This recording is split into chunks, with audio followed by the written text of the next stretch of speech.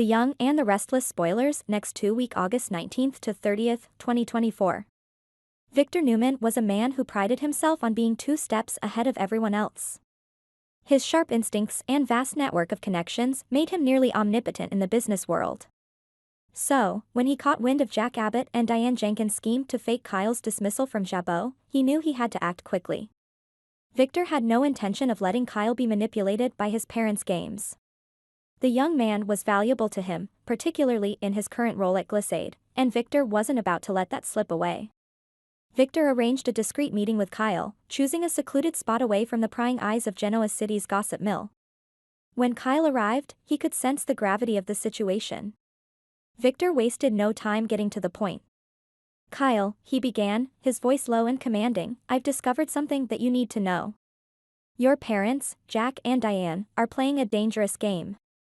They've concocted this whole charade of firing you to manipulate your decisions. Don't let them pull you away from Glissade. You're smarter than that." Kyle's face darkened with anger as Victor's words sank in.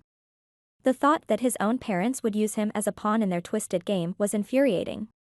He had already been wrestling with feelings of betrayal after the initial dismissal, but now, knowing that it was all a ruse only made the wound deeper. Kyle clenched his fists, the anger bubbling just beneath the surface. "I won't be their puppet, Victor. They've made it clear that I'm nothing but a joke to them. I'm not going back to Jabot, not now, not ever." Victor nodded approvingly. Kyle's resolve was exactly what he had hoped for. "Good," Victor replied. "Stay focused on your work at Glissade. There's no need to be drawn back into their games. You have a bright future ahead, one that doesn't include being dragged down by their manipulations." Kyle's decision was made. He would cut ties with Jabot, and by extension, with his parents.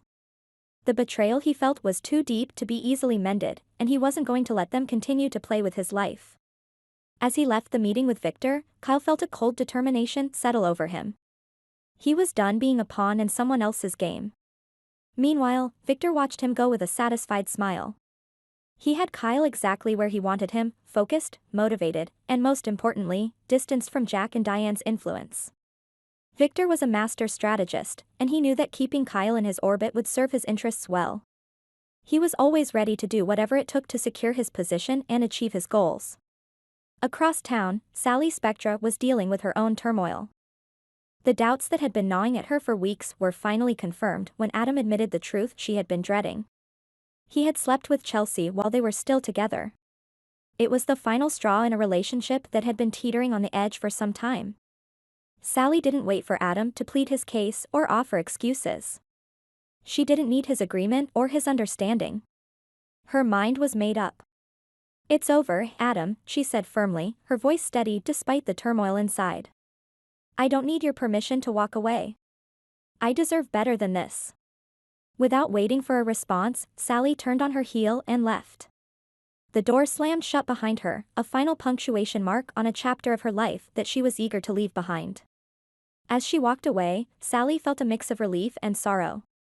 She had loved Adam deeply, but she knew that staying with him would only bring more heartache. Now, she could finally focus on herself and the future she wanted to build, one without the shadow of Adam Newman hanging over her. But Sally wasn't the only one facing a turbulent future. In another part of Genoa City, Ashley Abbott was making her return. Memories that had once been shrouded in fog were now clear, and with them came a renewed sense of purpose.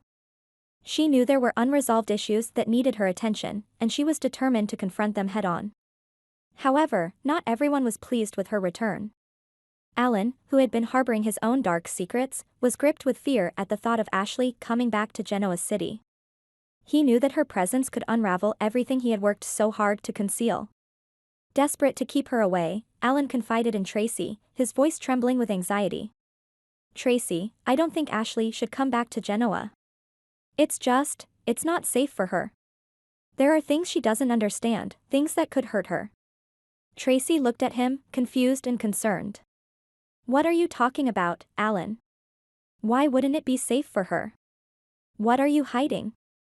Alan's face paled, realizing he had said too much. But it was too late to take it back. The secrets he had buried were now threatening to come to the surface, and he knew that his time was running out. Kyle Abbott had always been a man of ambition, but lately, he found himself at a crossroads.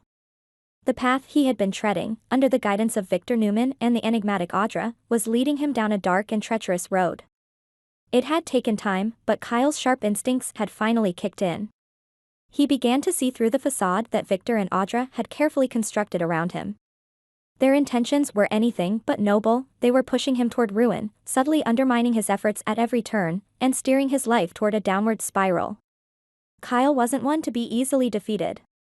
The realization that he was being manipulated ignited a fire within him.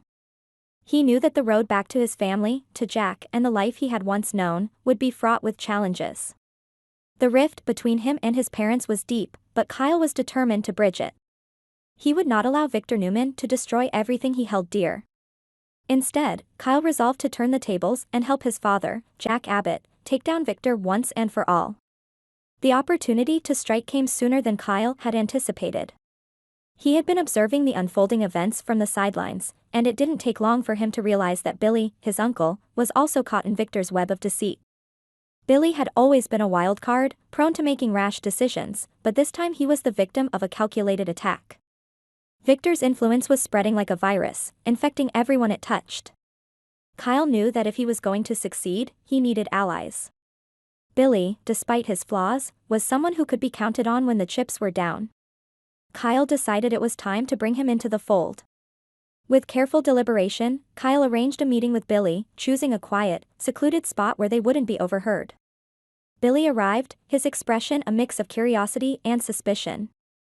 "What's this all about, Kyle?" he asked, clearly on edge. The recent events had taken their toll on him, and he was in no mood for games. Kyle didn't waste any time. "Billy, you're being set up. Victor and Audra, they're pulling the strings, and they're using you as a pawn. But it's not just you. They've been doing the same to me, trying to tear down everything we've built. We can't let them get away with this." Billy's eyes widened in surprise. He had always known that Victor was ruthless, but to hear that Kyle, too, was being targeted made the situation even more alarming. "Why are you telling me this now?" Billy asked, his voice laced with suspicion. "Because I'm done being their puppet," Kyle replied firmly. "I'm going to help Dad take Victor down, but I can't do it alone. I need your help. We need to work together if we're going to beat him." The sincerity in Kyle's voice struck a chord with Billy. He had always had a complicated relationship with his nephew, but there was no denying that Kyle was speaking the truth. The thought of joining forces with Jack to take down Victor was tempting, very tempting.